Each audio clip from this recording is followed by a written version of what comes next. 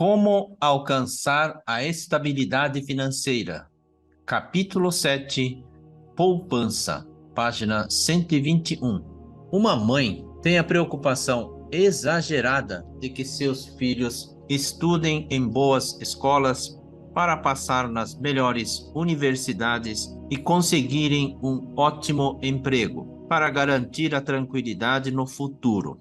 Afinal, qual mãe não gostaria de ver seus filhos se dando bem na vida?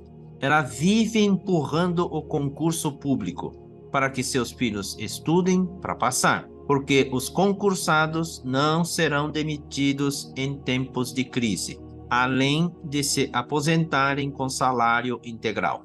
Não existe coisa melhor, pensa a mãe, que sempre deseja o sucesso de seus filhos. Mas qual concurso? Pergunta ao filho.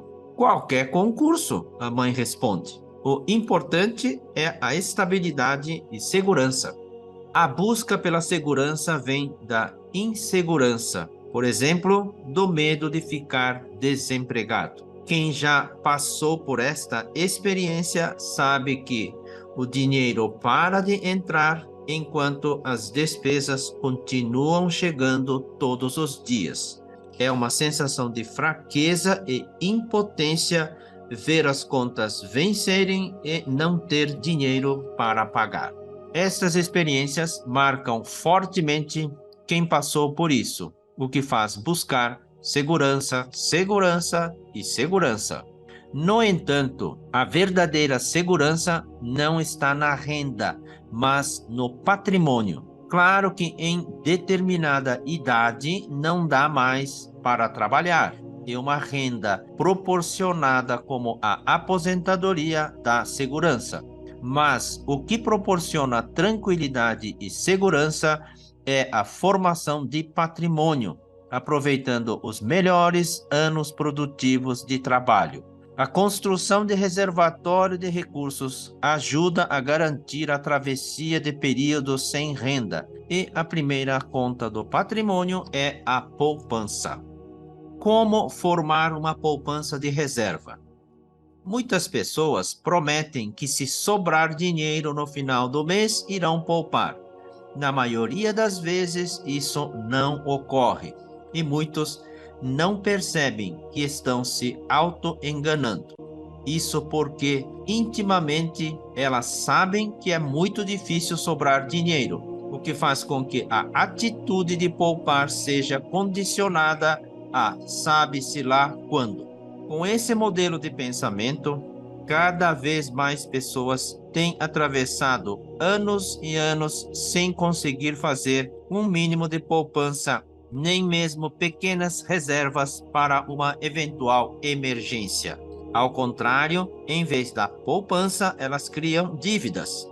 Mas que dívidas são essas? Só para elencar algumas: morar na casa em que paga a prestação, andar de carro comprado à prestação e usar roupas compradas à prestação. Muitos alegam que é necessário fazer prestações, pois sem as mesmas não conseguiriam comprar nada, já que gastam tudo. Porém, quando se assume o compromisso de pagar parcelas mensais, a mente fica focalizada nesta obrigação e impede de gastar em outras coisas. A mente precisa de um motivo para selecionar onde gastar o dinheiro e disciplina para não se desviar do combinado. Por isso, nos casos em que se tem dinheiro, mas não tem disciplina, é possível utilizar o truque de fabricar um carnê falso com vencimento todos os meses, de forma a se obrigar a pagar o carnê. Assim, o dinheiro entra mensalmente na poupança, mesmo que seja destinado para a compra de algo desejado. Apesar de esse método ser muito eficaz, o valor pago ainda não seria destinado à poupança, ou seja, aquela reserva que será usada em caso de emergência. Gasto inesperado é algo que acontece sem previsão e precisa de dinheiro imediatamente. Nada é tão poderoso para tirar o chão do que precisar de um dinheiro com urgência e não ter. Só quando acontece uma emergência é que compreendemos a importância de criar uma reserva. Então, como formar esta reserva? Para quem tem maior dificuldade em criar uma poupança, existe um truque muito simples e fácil, que é roubar de si mesmo. Foi o que você leu, roubar de si mesmo. Assim, no dia do pagamento, tão logo o seu dinheiro for creditado na conta, você separa um valor pequeno, algo que não faça falta, e transfere para a conta poupança. Se for o caso, a conta poupança pode até ser em outro banco, para você não ficar olhando o extrato e esquecer esse dinheiro. Desta forma, as despesas mensais de casa serão pagas com o dinheiro que restar na conta após o roubo. Então, você substitui a frase "se sobrar, vou poupar" para "me viro com o que sobrar depois da poupança", priorizando a poupança. Se você fizer isso, em pouco tempo terá acumulado uma reserva que lhe dará tranquilidade em tempos de dificuldade, garantindo a sua segurança financeira e da sua família. Poupar por poupar não tem sentido. As pessoas não conseguem poupar porque a maioria não associa a poupança a algum sonho ou ao desejo de conquistar alguma coisa, seja comprar um brinquedo quando criança, um carro na juventude ou uma casa para poder se casar. Se tiver um alvo, um motivo para juntar dinheiro, o hábito de poupança fica prazeroso, porque vem acompanhado de emoção e paixão, com a expectativa de conseguir aquilo que almeja. Por isso, ter um sonho que faz o coração pulsar com mais intensidade dá sentido à vida, faz bem à saúde, torna a pessoa mais alegre e iluminada, como alguém que vive apaixonado. Quando a pessoa não tem objetivo definido, seja qual for o motivo, o hábito de poupar cai na monotonia. Fica sem graça, porque a alma sem paixão começa a questionar: para que poupar? Assim, o hábito de poupar migra gradativamente de economizar para o hábito de gastar, como, por exemplo, passar a comprar coisas que não vai usar ou ir a restaurantes e consumir pratos caros, de modo que o dinheiro vai desaparecendo da conta como se estivesse fugindo do bolso. Isso porque o dinheiro também é energia. Para melhor ilustrar, é o caso daquele solteiro que gasta tudo que ganha porque não vê sentido em guardar dinheiro, até que um dia conhece uma pessoa que faz seu coração acelerar e passa a formular um plano mais sério. Na medida em que o relacionamento vai se estreitando, o tal solteiro gastador passa a ter comportamento mais comedido, para de gastar com bobeira e começa a poupar porque tem um sonho, uma paixão que o empurra para um alvo em comum. Em pouco tempo, o rapaz consegue juntar mais dinheiro do que juntou antes da paixão. Sua aparência se torna iluminada. É nítido que ele está mais alegre, determinado, confiante, e parece que o dinheiro gosta disso e se aproxima das pessoas que têm energia movida à paixão. Muitas pessoas confessam que começaram a poupar depois que o namoro ficou sério, porque começaram a ter motivo para formar patrimônio. O motivo para realizar uma poupança não precisa ser apenas relacionamento, mas pode ser uma causa, ideia, qualquer coisa que faça a pessoa sentir que está viva. Alguém que tenha paixão por um esporte será capaz de vencer qualquer dificuldade para participar de competições, nem que seja com o dinheiro de vaquinha entre amigos, até chegar ao topo da profissão. Alguém que sonha com uma faculdade, por sentir que recebeu um chamado para exercer uma profissão, quando a vontade emana do seu corpo, as pessoas em torno são contagiadas por esta energia, de forma que o universo move pessoas e circunstâncias para fazer chegar o dinheiro necessário até a pessoa, para que ela realize esta missão. Naturalmente, as pessoas fazem sacrifícios para poupar algum dinheiro que ajudará a financiar um projeto maior, mover vidas naquilo que vale a pena estar vivo para fazer parte de algo elevado. E o dinheiro começa a surgir de onde nem imaginava ser possível. Poupe o seu 13º salário e o PLR, participação no lucro e resultado. Como já foi dito, as pessoas costumam ter o antigo hábito de afirmar que se no final do mês sobrar dinheiro, irão poupar. Embora saibam que não vai sobrar, continuam tentando ser razoáveis consigo, mantendo uma esperança. Mas essa frase se torna uma mentira que todos os meses as pessoas contam a si mesmo. O resultado? Depois de vários anos, continuam sem poupança. Toda vez que acontece algum gasto inesperado, acabam entrando no vermelho e passam vários meses trabalhando para zerar o débito.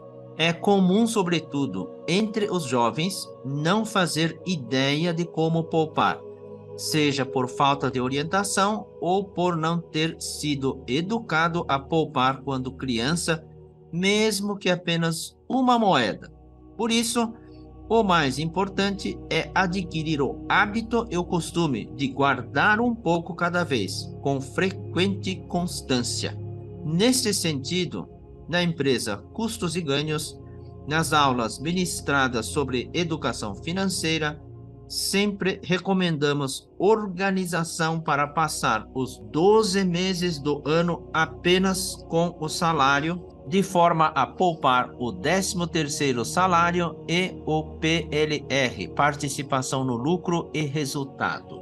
Esse método é muito eficaz, pois ajuda as pessoas a adquirirem o hábito de poupar, uma vez que sempre que esses dois eventos ocorrem, o dinheiro não será utilizado de forma automática, mas transferido para uma poupança ou alguma outra conta de aplicação. Depois que uma pessoa aprende a transitar entre as duas contas, conta corrente e conta de aplicação, além de gerar maior confiança, cria-se o gosto por querer poupar mais um pouco, de modo que o saldo na reserva aumente gradualmente, proporcionando as primeiras noções de patrimônio.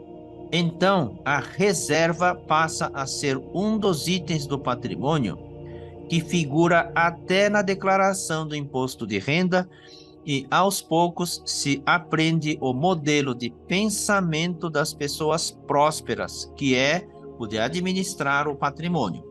O verdadeiro teste é quando se passa por uma situação de emergência que precisa de dinheiro urgente e, ao conseguir resgatar da poupança e resolver o problema, a pessoa passa a ter certeza de que está no caminho certo. Quem tem educação financeira, além de conseguir estabilidade, aprende o poder de uma reserva financeira em situações inusitadas. Ganha respeito e admiração das pessoas ao redor, sendo reconhecida como alguém confiável, de credibilidade, que pode contar em momentos de dificuldade. Modalidades de poupança. Quando pensamos em fazer uma poupança, logo vem à cabeça colocar o dinheiro em um banco, talvez um banco estatal que nunca irá quebrar, se bem que hoje restou apenas meia dúzia de grandes bancos. Quem está iniciando uma poupança pode fazer nestes grandes bancos conhecidos de todo mundo, e a modalidade pode ser a velha caderneta de poupança. Apesar de todo mundo falar que rende pouco, a caderneta é ainda competitiva porque não tem taxa de administração, não paga imposto de renda e por isso o rendimento líquido da poupança não é tão ruim se comparar com outras aplicações financeiras de maior rendimento, pois quando desconta a taxa de administração e o imposto de renda, o que sobra diminui muito.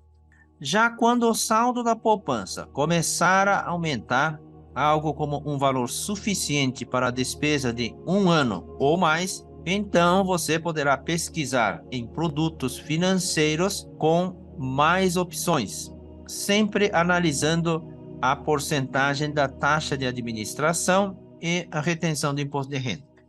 A compra de títulos da dívida do governo via Tesouro Direto é uma opção que também deve ser considerada. A princípio, pode parecer complicado, mas quando você estudar essa possibilidade aos poucos, vai se acostumando com os produtos ofertados. O segredo é não querer entender tudo de uma vez, nem achar que já entende de tudo.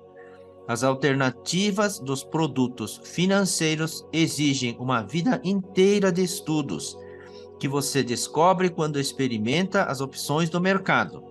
No caso dos títulos do Tesouro, entra a figura do corretor, que intermedia a compra e venda de títulos.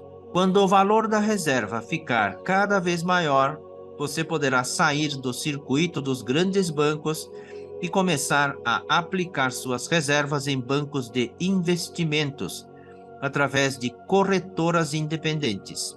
Para ter uma ideia, quando você coloca dinheiro em um desses bancos do varejo, geralmente eles cobram taxas de administração de 1 a 2%. Quando você sai destes grandes bancos de varejo e vai para bancos menores, você encontra muitos produtos como fundos sendo oferecidos a taxa de administração inferior a 1%.